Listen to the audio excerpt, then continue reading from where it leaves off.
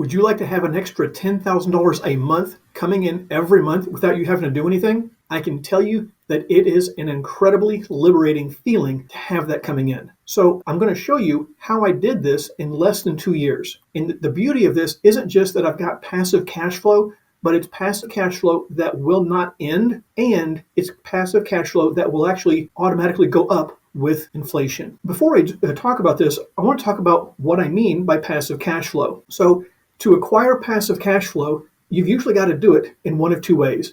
You either have to have money and make an investment in something that generates passive cash flow, or you've got to create it, which takes time. And so what I'm going to show you, this is something that I did 5 years ago, and I didn't have money at the time, but I had some time that I used to create this passive cash flow. So what I did is I went out and I acquired real estate rental properties subject to the mortgage. Now, this means that we bought the property without our own money, without our own credit, and we just took over the mortgage that the seller had already put in place. And I'll show you in a minute how this works. But we bought the properties subject to. So first of all, why would a seller sell their property subject to the mortgage? Well, there's several reasons. First of all, maybe they owe more on the house than it's worth. Second of all, maybe they're behind on payments.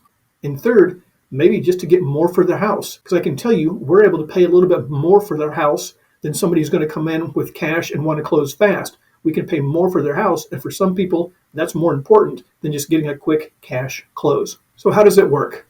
Well, it's a process. First of all, you start off by marketing. You've got to find sellers that are willing to sell their house subject to. Now, the people most likely to do that are people who are in foreclosure. So maybe they're behind a few payments on their house. Maybe they can't make their house payments anymore. Maybe they're people who have not been able to sell their house.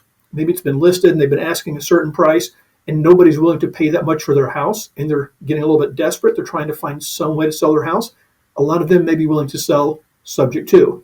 Also, it may be people who want it just to be done in a week or two. I bought 2 or 3 houses where the people said, you know what, I just want to walk away. I'm done with this house. I just want to complete this transaction and move on. Well, a subject to sale can be done in 7 to 10 days, and they can just be done with it. So there's several types of people that may be interested in selling their house subject to. So you've got to market to those motivated sellers. And then once you're talking to them, show them that you can pay them more for their house than other buyers. And if you look at the way things are in the economy right now, interest rates are much higher. And so if somebody else is going to buy their house, let's say it's a $100,000 house, someone else is going to go borrow money. Right now, it's almost 8%.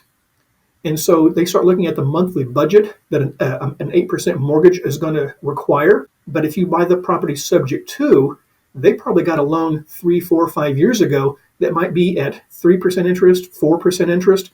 I think the lowest I've got of all my properties was 2.75% interest, because that was the interest rate of the loan when they bought the house. So because of that, I'm able to pay a little bit more for the house than somebody else who's coming in and borrowing money at the current interest rates. And so you've got to be able to explain that to the seller that you can pay them more for their house. And then once you've got it under contract, you have to have a closing at a title company so that you become the new owner. Again, you follow all the processes, make sure that you're on title, make sure everything's clean. You go through a title company and you become the new owner of the property, but just with that old mortgage still on there. So you start making those mortgage payments. You take over that mortgage, and now you're paying that mortgage instead of the seller who has sold the house to you. Many times, you've got to make some repairs. If people can't afford their house, a lot of times they're not doing upkeep and maintenance. And even if they have been doing some upkeep and maintenance, if they've been living there for 3, 4, 5 years, it probably needs a coat of paint. It might need some flooring, maybe a few other things, but just do the very bare minimum of what it's going to take to make it rent ready. And once you've made it rent ready, it's time to place a tenant. You put a tenant in place and you start collecting rent on that property. So let's talk about how you pay for that, because there are going to be some expenses. Now, every now and then you may get lucky. And again, I did this once or twice where I found a seller that did not need any money. I just took over their mortgage. They didn't expect any more money. They just wanted to walk away. And it was pretty much livable. I mean, they'd taken pretty decent care of it. It was clean. I didn't have to spend any money to paint it or to fix it up or anything like that. And I was able to just place a tenant. That's going to be pretty rare. So you're usually going to need a little bit of money. And some of that money might go to the seller because maybe they say, hey, take over my mortgage and pay me $10,000. That's pretty common. Or you may buy the property and it needs a coat of paint, maybe some flooring, so 5, 8, 10, 12,000, whatever it is. So you may need a little bit of money to fix the house up to make it rent ready. Now, if that's the case, there's a couple different ways you can get that additional money. One way is to borrow from a lender, such as a second mortgage. And so you may be borrowing $5, $10, $20,000 and paying interest on that. And that's one way to get the money. And you can do that with a traditional lender or with a private lender. I preferred a private lender. Most of my properties I borrowed a little bit of money from a private lender to be able to pay the seller and to make a few repairs. The other way is you can have a capital partner. And I did this on about a dozen of my properties, where I would partner with someone and I did all the work. I did all the sweat equity, and they put in, say, $20,000 for me to pay maybe $10,000 to the seller and $10,000 for repairs. And so I didn't use any of my own money or any of my own credit, but we bought the house together. They put in that money. I made sure it got rented or got fixed up and then rented, and we split the cash flow every month. And then on a couple of them, whenever we sell them, we also split the profit. So having a capital partner is another way that you can get the money that you need.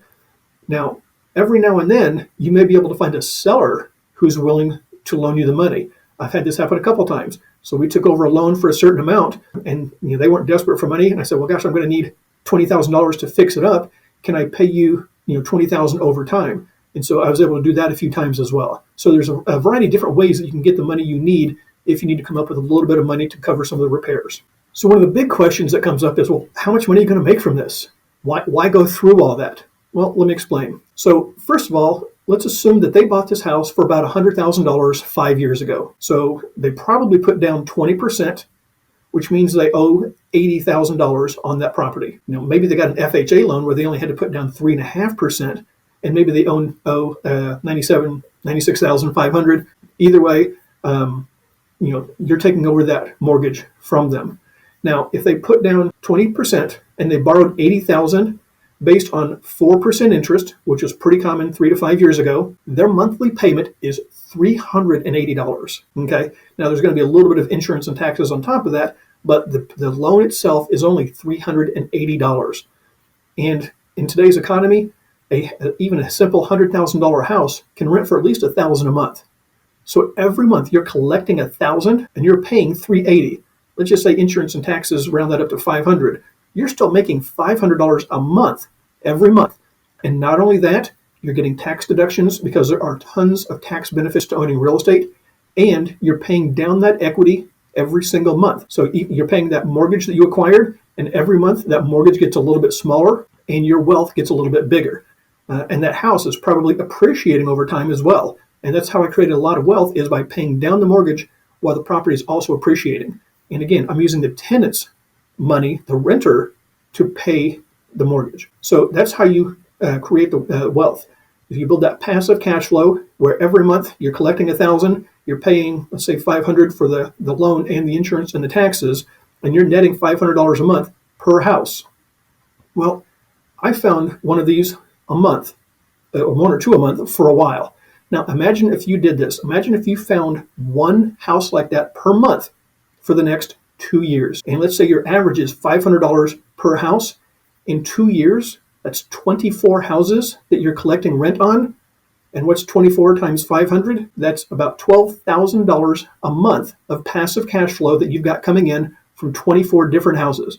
Now, personally, once you get above a few houses, I would hire a property management company. You do not want to manage 24 houses. I think I managed the first 3, 4, or 5, and then I said, you know what, this isn't worth it. I'm going to hire a property management company. So now I've got that money coming in, and they worry about the tenants, the placement, the repairs, all that sort of stuff, and I just get to enjoy the passive cash flow. So that's a lot of passive cash flow that you build if you do that one property a month for 2 years. That's also a lot of equity. That's also a lot of appreciation. That's also a lot of tax benefits. But most importantly, that's financial freedom.